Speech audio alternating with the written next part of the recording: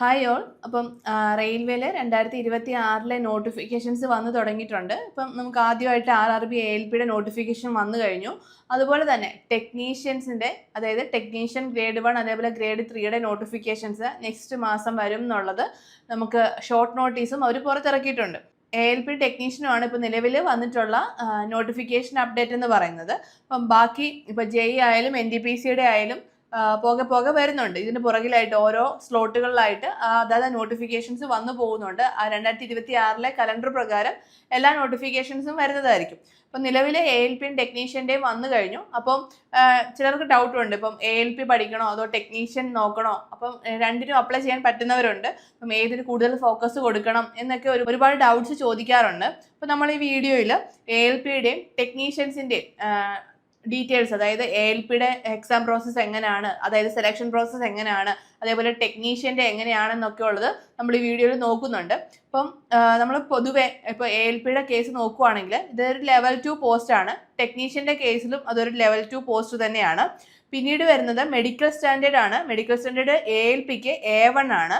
അതേപോലെ age limit 18 തൊട്ട് 30 വയസ്സ് വരെയാണ്. ഇപ്പോൾ ടെക്നീഷ്യൻ്റെ കേസിലും ഏജ് ലിമിറ്റ് 18 തൊട്ട് 30 വയസ്സ് വരെ തന്നെയാണ്. ടെക്നീഷ്യൻ ഗ്രേഡ് 1ന്റെ കേസിൽ 18 തൊട്ട് 33 വയസ്സ് വരെയാണ്. ഇതിപ്പോൾ ടെക്നീഷ്യൻ ഗ്രേഡ് 3യുടെ കാര്യമാണ് നമ്മൾ പറഞ്ഞത്, 18 തൊട്ട് 30 വയസ്സ് വരെ എന്നുള്ളത്. അപ്പം നമ്മൾ ALPയുടെ ക്വാളിഫിക്കേഷൻ നോക്കുവാണെങ്കിൽ SSLC പ്ലസ് ITI സർട്ടിഫിക്കറ്റ് അല്ലെങ്കിൽ ഡിപ്ലോമ അല്ലെങ്കിൽ ബിടെക് കഴിഞ്ഞവർക്കൊക്കെയാണ് ഈ ഒരു ALP പോസ്റ്റ് അപ്ലൈ ചെയ്യാൻ പറ്റുന്നത്.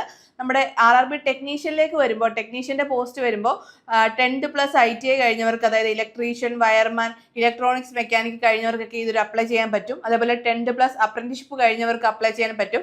പിന്നീട് +2 ഫിസിക്സും മാത്സും പഠിച്ച ഉദ്യോഗാർത്ഥികളാണെങ്കിൽ അവർക്കും അപ്ലൈ ചെയ്യാൻ പറ്റുന്ന ഒരു പോസ്റ്റ് ടെക്നീഷ്യൻ്റെ നോട്ടിഫിക്കേഷനിൽ ഉണ്ടാവും. അപ്പോൾ ഇത്രയൊക്കെയാണ് ക്വാളിഫിക്കേഷൻസും അതേപോലെ ജനറൽ ആയിട്ടുള്ള ഡീറ്റെയിൽസും.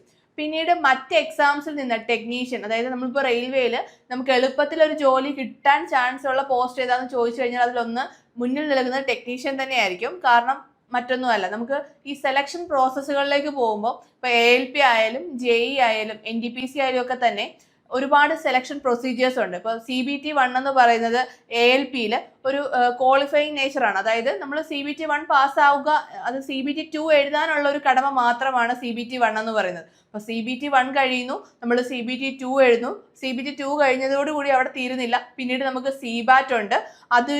അതിനുശേഷമാണ് ഡോക്യുമെന്റ് വെരിഫിക്കേഷനും പിന്നീട് മെഡിക്കൽ എക്സാമിനേഷനും വരുന്നത്. അതായത് നിങ്ങൾ CBT 1 ക്ലിയർ ചെയ്യണം, CBT 2 ക്ലിയർ ചെയ്യണം, CBAT ക്ലിയർ ചെയ്യണം. അപ്പം ഇത്രയും പ്രൊസീജിയേഴ്സ് നമ്മുടെ ഈ ALP എക്സാമിനകത്ത് വരുന്നുണ്ട്. നമ്മുടെ ഈ ടെക്നീഷ്യൻ്റെ കേസിൽ നോക്കുവാണെങ്കിൽ നിങ്ങൾക്ക് CBT 1, അതായത് ഒറ്റ സ്റ്റേജ് 1ലുള്ള ആ കമ്പ്യൂട്ടർ ബേസ്ഡ് എക്സാം മാത്രമേ നിങ്ങൾ അറ്റൻഡ് ചെയ്യേണ്ടി വരുന്നുള്ളൂ. ആ ഒരു സ്റ്റേജിലെ കട്ട് ഓഫ് നിങ്ങൾ ക്ലിയർ ചെയ്യുകയാണെങ്കിൽ പിന്നീട് പോകുന്നത് ഡോക്യുമെന്റ് വെരിഫിക്കേഷനും അതുപോലെ തന്നെ മെഡിക്കൽ എക്സാമിനേഷനിലേക്കുമാണ്. അപ്പം കൂടുതൽ പേർക്കും ഈ ടെക്നീഷ്യൻ എന്ന് പറയുന്ന പോസ്റ്റിനെ പറ്റി വലിയ ധാരണയില്ല. കാരണം എല്ലാവരും കൂടുതലും ഫോക്കസ് ചെയ്യുന്നത് ALP, JEE, NTPC പോലുള്ള എക്സാംസ് ആണ് കൂടുതലും ഫോക്കസ് ചെയ്യുന്നത്. ഗ്രൂപ്പ് D അങ്ങനെ പോകുന്ന എക്സാംസ്, അതായത് എല്ലാവർക്കും അറിയാവുന്ന എക്സാംസ് ആണ് കൂടുതൽ പേര് ഫോക്കസ് ചെയ്ത് പോകുന്നത്. പക്ഷേ ടെക്നീഷ്യന്റെ കേസിൽ അത്യാവശ്യം നല്ല വേക്കൻസിയോട് കൂടി തന്നെയാണ് ടെക്നീഷ്യൻ എല്ലാ തവണയും വരാറുള്ളത്. ഇപ്പോൾ +2 മാത്സും ഫിസിക്സും പഠിച്ച ഉദ്യോഗാർത്ഥികൾക്ക് അപ്ലൈ ചെയ്യാൻ പറ്റുന്ന പോസ്റ്റ് ഉണ്ടെന്ന് തന്നെ പലർക്കും അറിയാൻ സാധിക്കില്ല. കാരണം നോട്ടിഫിക്കേഷനിൽ കൃത്യമായിട്ട് തന്നെ ക്വാളിഫിക്കേഷനും കാര്യങ്ങളൊക്കെ പറയുമെങ്കിലും പലരും അതൊന്നും വായിച്ച് നോക്കാറില്ല. പക്ഷേ കഴിഞ്ഞ 2 തവണ നോട്ടിഫിക്കേഷൻ വന്നപ്പോഴും അങ്ങനെ ഒരു പോസ്റ്റ് ഉണ്ടായിരുന്നു. അപ്പം ഒരു വേക്കൻസി ആയാൽ കൂടി നിങ്ങൾ +2 ക്വാളിഫിക്കേഷൻ, അതായത് +2 ഫിസിക്സും മാത്സും പഠിച്ചൊരു ഉദ്യോഗാർത്ഥിയാണെങ്കിൽ നിങ്ങൾക്ക് ആ ഒരു പോസ്റ്റിനായിട്ട് ട്രൈ ചെയ്യാൻ പറ്റുന്ന ഒന്നാണ്.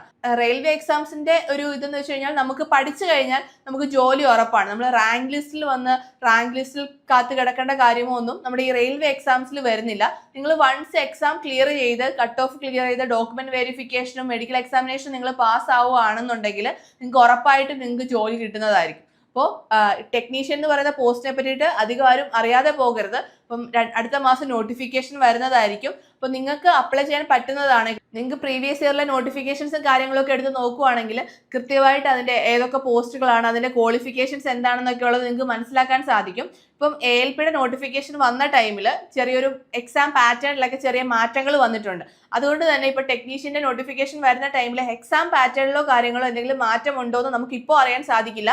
അത് നോട്ടിഫിക്കേഷൻ വന്നതിന് ശേഷമേ നമുക്ക് അറിയാൻ സാധിക്കുകയുള്ളൂ. ഇപ്പോൾ ALPയിൽ വന്നൊരു മാറ്റം എന്ന് വെച്ച് കഴിഞ്ഞാൽ ജനറൽ അവയർനെസ് അവർ പൂർണ്ണമായും ഒഴിവാക്കി. നേരത്തെ CBT1 ജനറൽ അവയർനെസ് ഉണ്ടായിരുന്നു, ഇപ്പോൾ അത് പൂർണ്ണമായും അവർ ഒഴിവാക്കി മാത്സ്, റീസണിങ്, ജനറൽ സയൻസ് എന്നതിലേക്ക് മാറിയിട്ടുണ്ട് ALPയുടെ CBT1 സിലബസ് എന്ന് പറയുന്നത്. അപ്പോൾ നിങ്ങൾക്ക് ഇപ്പൊ ടെക്നീഷ്യൻ നോക്കുന്നവർക്ക് ഇപ്പൊ ഏകദേശം സിലബസിൽ വലിയ മാറ്റങ്ങൾ നമ്മൾ പറയത്തക്ക വലിയ മാറ്റങ്ങളൊന്നും പ്രതീക്ഷിക്കേണ്ട. ഇപ്പൊ ടോപ്പിക്കുകളിൽ അങ്ങോട്ടും ഇങ്ങോട്ടും ഒക്കെ ഉള്ള ചെറിയ ചെറിയ മാറ്റങ്ങൾ മാത്രമേ എന്തായാലും വരാൻ ചാൻസ് ഉള്ളൂ.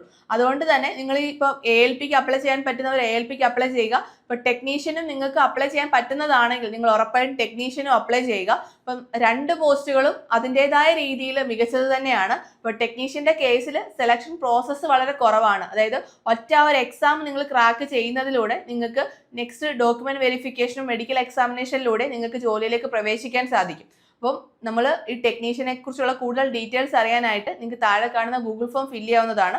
നമുക്ക് ALPയുടെയും ടെക്നീഷ്യന്റെയും ബാച്ചസ് നമുക്ക് അവൈലബിൾ ആണ്. അപ്പം നിങ്ങൾക്ക് ടെക്നീഷ്യന്റെ നോട്ടിഫിക്കേഷൻ വരുന്ന ടൈമിൽ നമ്മൾ അതിന്റെ വീഡിയോസും കാര്യങ്ങളൊക്കെ നമ്മുടെ ചാനലിൽ അപ്ഡേറ്റ് ചെയ്യുന്നതായിരിക്കും. അപ്പം അടുത്തൊരു വീഡിയോയുമായി വീണ്ടും കാണാം. All the best.